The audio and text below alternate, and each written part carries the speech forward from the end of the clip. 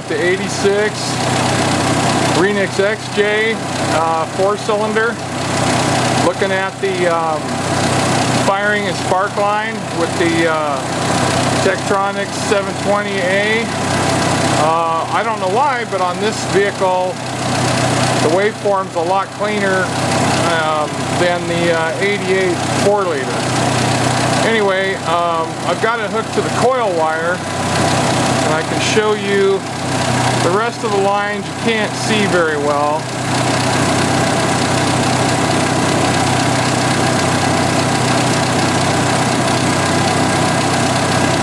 Yeah, so we're just going to focus on, one of them right now.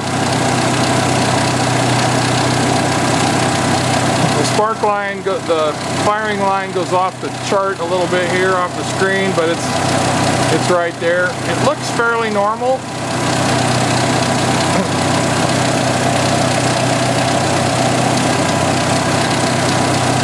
Here's there's 12 volts, that first horizontal line, and it drops down to ground, and then it fires the coil.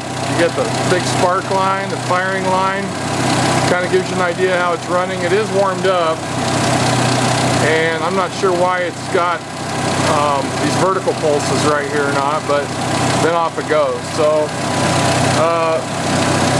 you know, it's important to know how your vehicle runs, but mostly what I'm trying to do here is see how this old hardware scope works on these vehicles. Do I even need a software scope? I don't know. So far, so good.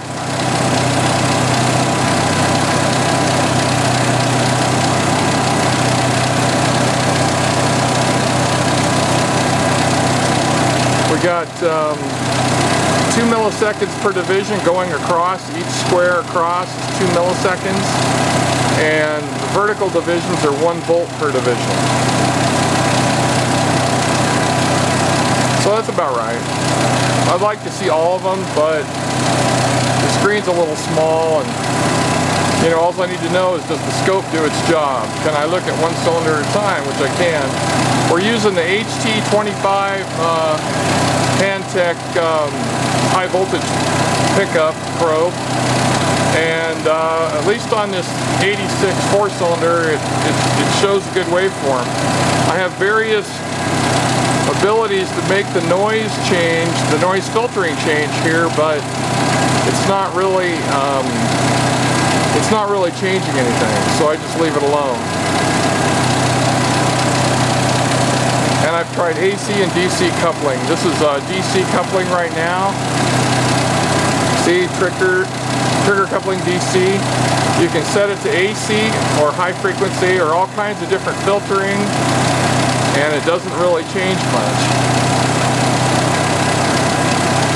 So the HT25 pickup, I'm pretty sure has a little bit of filtering built into it.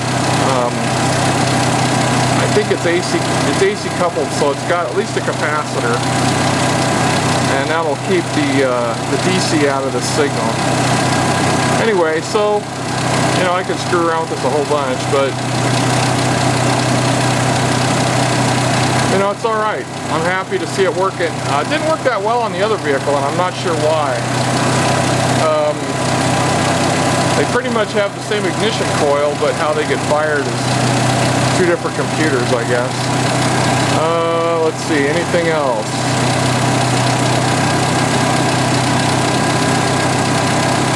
I think that's about it. I can do AC coupling. Doesn't look like it's doing much different. I mean, this is technically DC, but it's moving so much that the scope probably sees it as AC or DC. You ground it and everything stops, because you're basically shorting the center pin to the ground on the outside. Anyway, that's how it sits. About all I needed to see today. I'm going to try some current pulse check on the fuel injector. This is an old throttle body, so it's only got one injector. My tiny probe, low current probe, I can't find it. Paid $500 for it, I can't find it. That's what happens when you move. Anyway, I'm still on the hunt for it. I'm going to try my big probe. You know, it's good for hundreds of amps and stuff, but who knows? Maybe it'll pick up enough to make a waveform for us. So let me finish up here and we'll see what else I can find. See you, bye.